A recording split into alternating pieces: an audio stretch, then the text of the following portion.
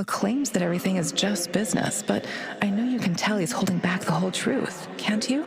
There's a deep darkness within him, caused by loss and grief. Don't let it suck you in.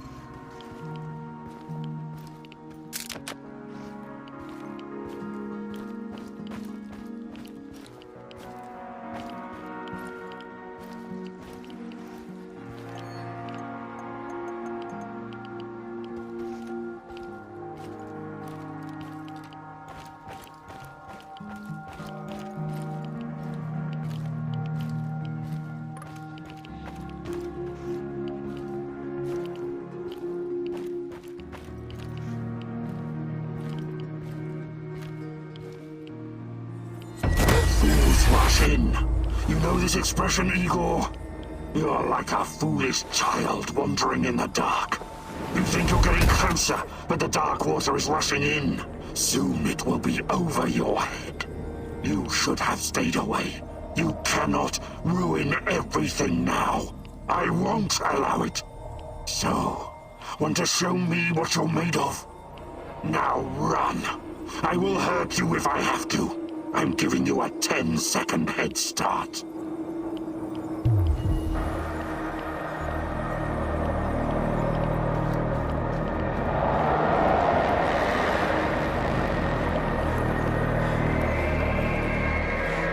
This is not going to end well. Why did you have to come back, huh?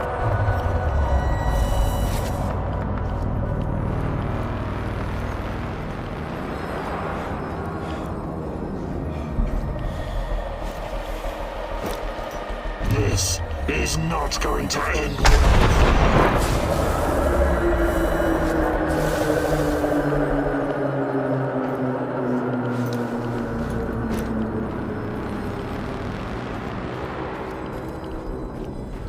Let's see what you're made of. Why did you have to come back, huh? But it's not over yet.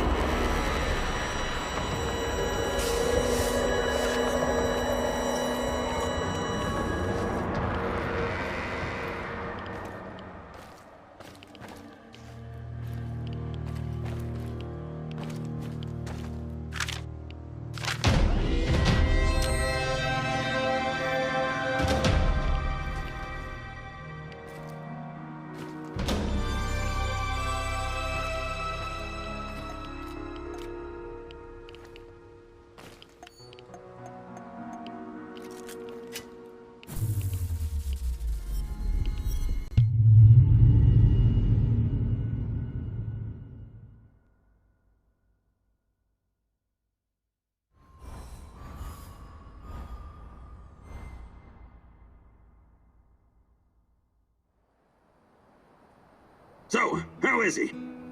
Wounded, but he's gonna make it. Ah, that's a relief.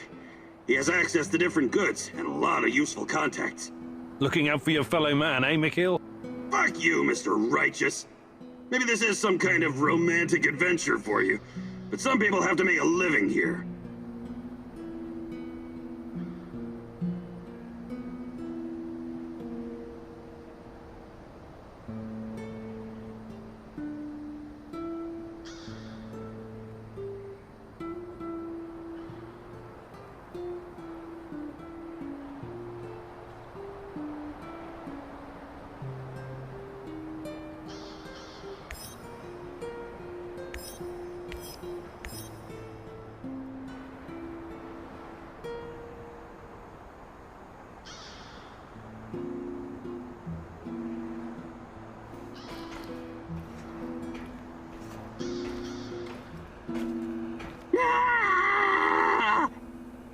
can't take it anymore. I don't want to. The torture, the suffering. What's happening? Is it a vision? I see a woman.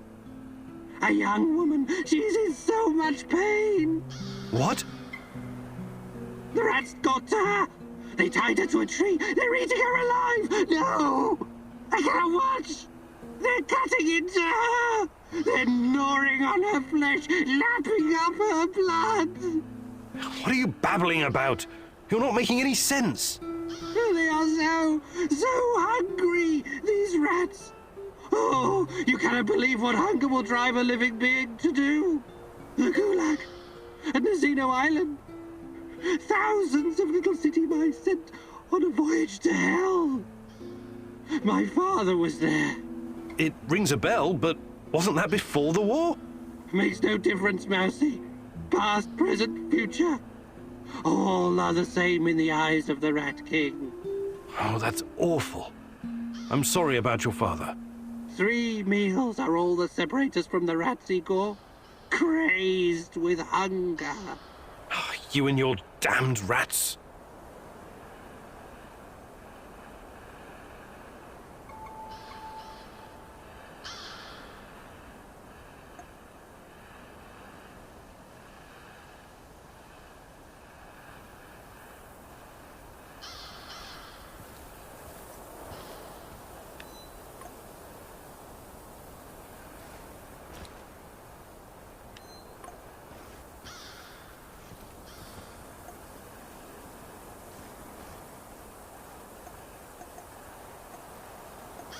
G'day, mate. Hi, Mikhail. I wanted to ask you something. How long have you been in the zone? Oh, years. Can't remember exactly. Some of those years were pretty wild, if you catch my drift. But it feels like forever. Have you always been a stalker? Not always. Before I embraced this lifestyle, I did some other things. Bug shit, crazy, dangerous things. You've got my attention. You gotta do what you gotta do to survive, am I right? I used to pick blueberries and sell them. It was really fucking hazardous stuff. How is picking blueberries dangerous?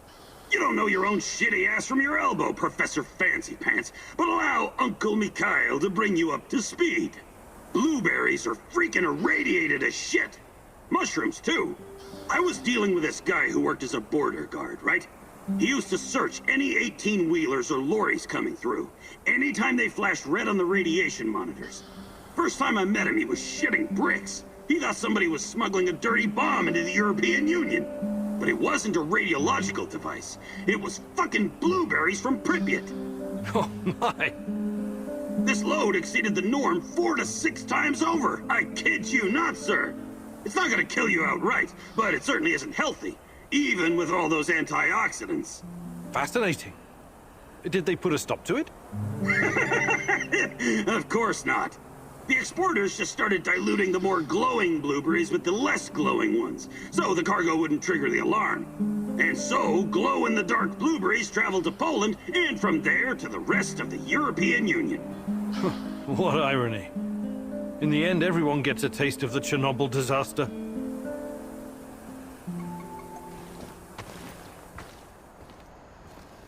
How are things, Professor Kimenyuk? Not too bad, Sashko.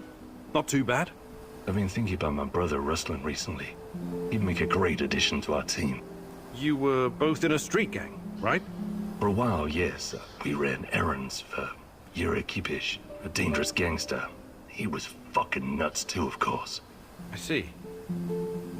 I know you're trying to be polite, Igor, but there's no way to understand these things unless you've lived through them yourself. I'm talking about ongoing turf wars between every type of gang. Russian, Kyrgyz, Thai, Vietnamese, you name it. Everyone trying to get a piece for themselves. What about the police? They stay well away unless they have urgent business there. You know what I mean? Anyway, me and Ruslan were right in the middle of it. Every day, something was going down. You run, you sweat, you fight, you kill, you bleed. You get hooked on the adrenaline, like a drug. Ruslan had a special talent. He could make a person disappear without a trace. That would have come in handy around here on several occasions. We all followed a code, of course. Even wild animals have rules. You familiar with the Thieves' Code of Conduct? Where criminals forsake their families and dedicate themselves to crime. That's right. Rustlin would never hurt anyone who wasn't in his way. But that kind of life takes you dark places no matter what. You think it took its toll on Rustlin? Possibly. That's why I have to face him, to find out.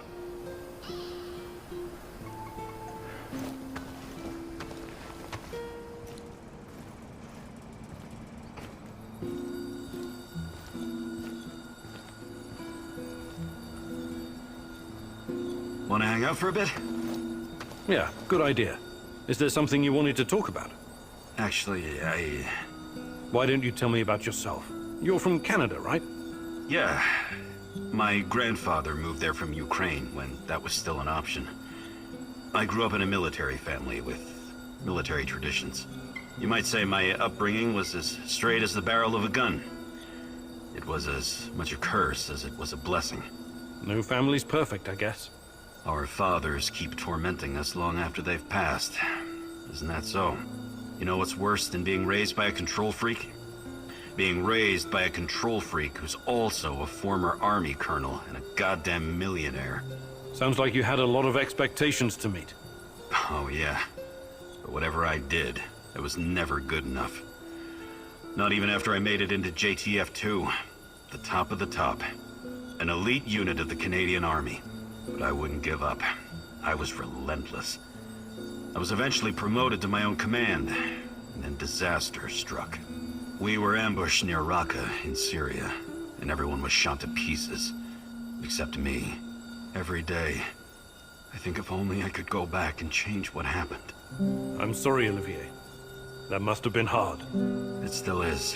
I never went home afterwards. Everyone thinks I'm KIA. I'd rather be a dead hero back in Canada than a living failure. Well, that's quite a story. I know you'll find a way to deal with your past, Olivier. You're strong enough.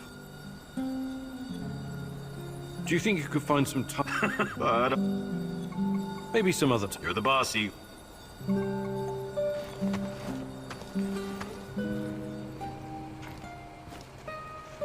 What's up, Professor? I'm thinking about our next move.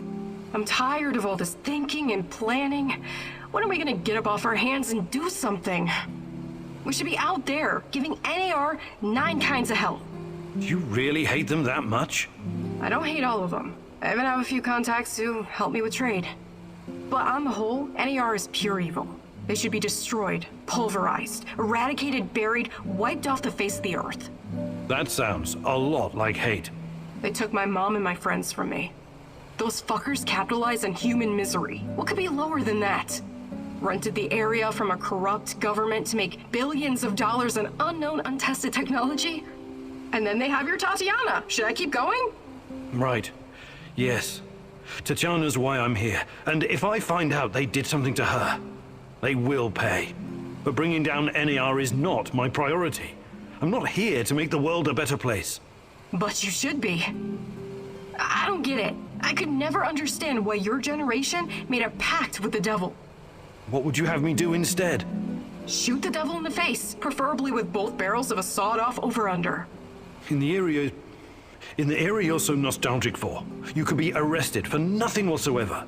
Speaking out of turn, or purchasing bread without your ration card. And they'd round up your family too. In order to survive, you compromise. Sometimes that compromise is ugly. I would have fought against my oppressors. You'd have done shit. The KGB would have thrown your ass in Lubyanka in less time than it takes to buy a counterfeit watch in Red Square. But times are changing, I guess. Perhaps your generation will usher in the change we need, Olga.